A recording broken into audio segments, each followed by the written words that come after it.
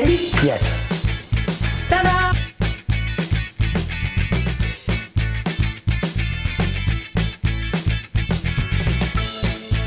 Welcome to our fan. Set's not ready. Set's not ready. Welcome to our CASA, and today we're making frittata. And before we get started, let me just remind you to like this video, subscribe to our channel, and ring the bell to get notifications every time we post a new video. There are endless possibilities when it comes to frittata, but today we're going to be making ours with peas, bacon, onion, and the most exciting ingredient, pasta.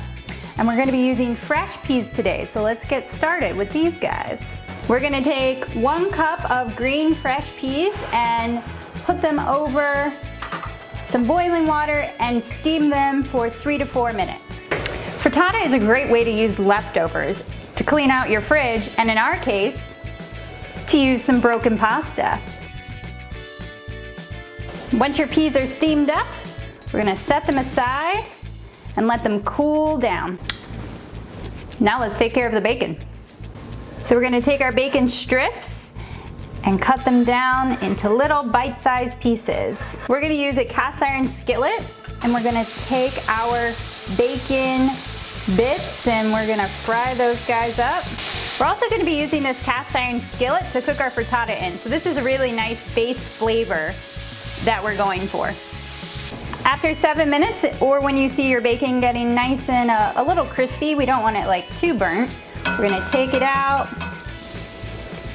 lay it on a nice paper-lined plate. We wanna drain off that bacon fat. Let's start chopping the onions. I'm gonna go a little heavy on the onions, of course. Frittata is essentially the Italian omelet. The main difference between the two is that when you cook an omelet, you add the ingredients while the eggs are cooking. And in the frittata, you mix everything into the beaten eggs and you cook everything together more slowly. Also, the omelet is closed up and the frittata, on the contrary, stays open. Although you won't find the frittata on any menu in any restaurant in Italy, the at-home cooking of a frittata has been going on for centuries. Basically, when the frying pan was invented, they started cooking eggs in it. Pontormo, a fresco painter from the 1500s, he kept a food journal, and he was very partial to a frittata-like dish. He loved to cook it for a light bite, he would say. So you can think of a frittata as a snack, but although here, we love to have it for brunch. Italy very recently discovered a passion for brunch, especially in cities like Milano. So frittata you will find on the menu of some cool, hype places there. But here, it's been a staple for brunch for a very long time. And when you think of brunch, you think of Bloody Marys. And luckily for me, I have a very talented Italian bartender in the house. It looks like you're eating a piece of cipolla. Pardon? No. Bacon! No, it looks like... Bloody Mary. The most classic, iconic cocktail when it comes to day drinking. It became a morning and afternoon alcoholic beverage because it's a common hair of a dog drink. Reputed to cure hangover because of its heavy vegetable base to settle the stomach, salt to replenish the electrolytes, and alcohol to relieve head and body pain. The origin of Bloody Mary is very uncertain. There's a long list of iconic, super institutional bars all over the world that claim to be the inventor. For us, let's just think it was in Paris in between the 20s and the 30s, in some place where Hemingway was a regular. I like to think about that, about everything. Yeah, and Hemingway was a regular everywhere. Now the name. The name comes after Queen Mary I, who reigned in England between 1553 and 1558. She was a fervent Catholic. When she came to the throne, she vowed to return England to Rome and to Catholicism. She is known as Bloody Mary because of the numerous people that were executed for being Protestants. There are as many ways to mix this cocktail as many bartenders there are in the world. We are making today a recipe that was perfected by our bartender Rodrigo in our restaurant Sociale.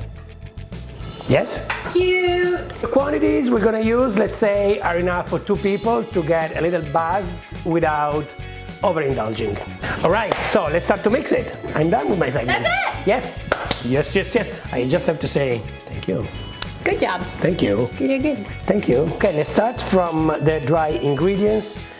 We're gonna put 3 hefty pinches of salt. We want it to be seasoned, and some fresh black. What do you say? Fresh cracked black pepper. Some fresh cracked black pepper. We like our Bloody Mary pretty spicy, so we're gonna add generous dashes of Tabasco. I love my Bloody Mary have a consistent, whatever you call this thing, Worcestershire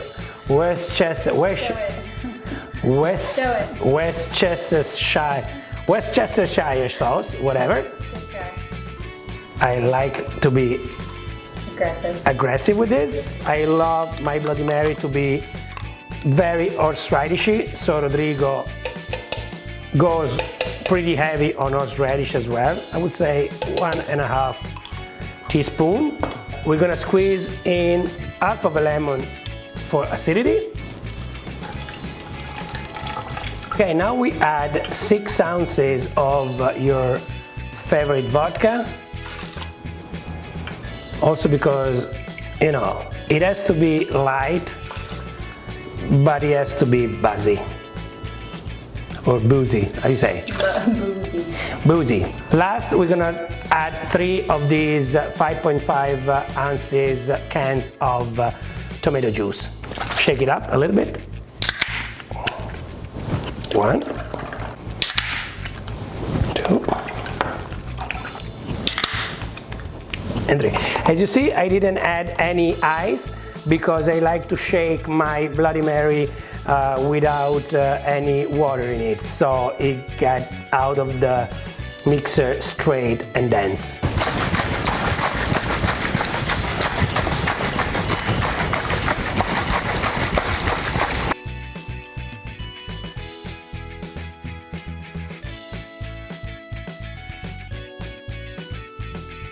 So we like to have a little salt mixture on the rims of our glasses. We're going to use salt with this chili lime. Okay, we're going to wet the border with a quarter of a lime, generously, and we're going to put our salt in the rim.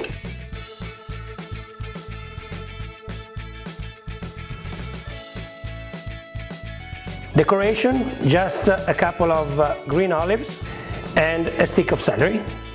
Boom. And we're ready to pour.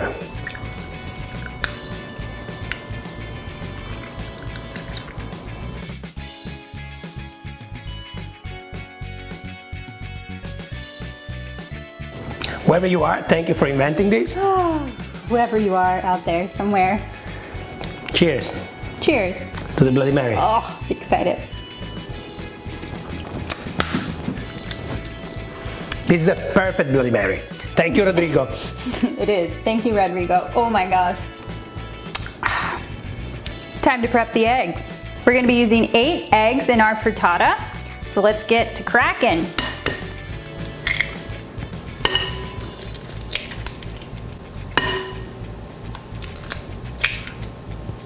Now we're going to add a pinch of salt, some fresh cracked black pepper, and a half cup of grated cheese. I'm using half Parmigiano Reggiano and half Pecorino Romano because that's what I had in my fridge, and that's what this dish is about, cleaning out that fridge.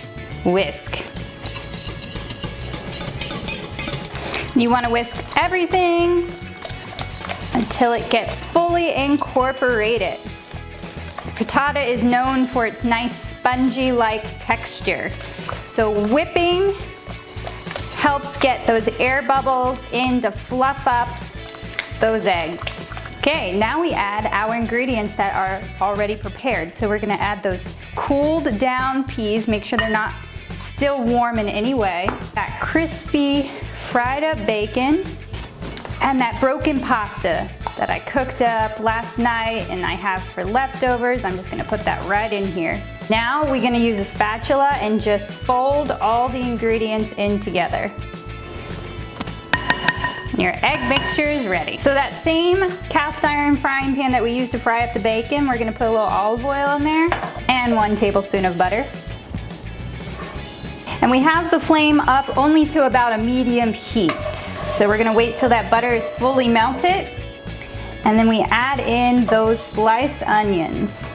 Our onions have been cooking for 7 minutes. You can see that they're starting to soften and become translucent. We're gonna lower our flame, lowest it can go, and evenly spread out. Now we're gonna take our egg mixture and we're going to evenly pour it all around the pan.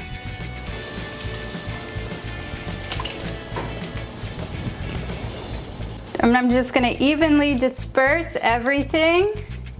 Not to mix it up, because you don't wanna scramble it, but I just wanna make sure everything has a nice even bite. Over that low flame, we're gonna wait for the edges to set and that bottom to really get sturdy. But while that happens, we're gonna place a few little dollops of ricotta. And yes, traditionally, a frittata is just cooked in the pan. Frittata, meaning fried, essentially. But we're gonna make everyone's lives easier and we're going to stick it in the oven and cook it at 425.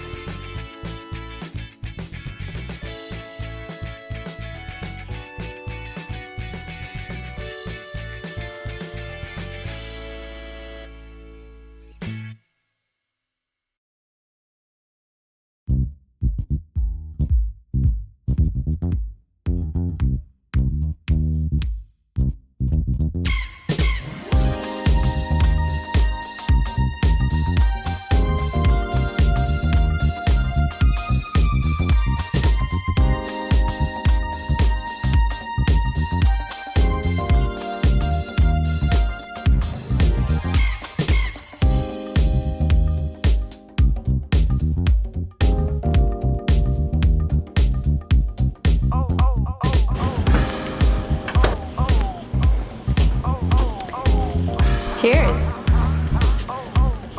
All right. I'm excited. Woo. Valentina's the best. I love Valentina.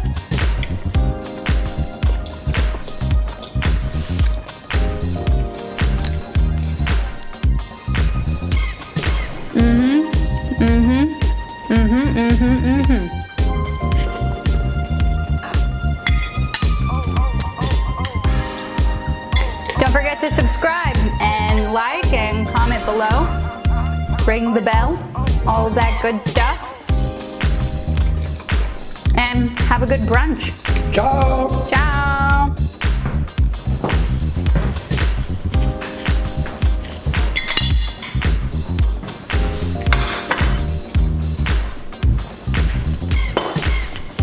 Lights off.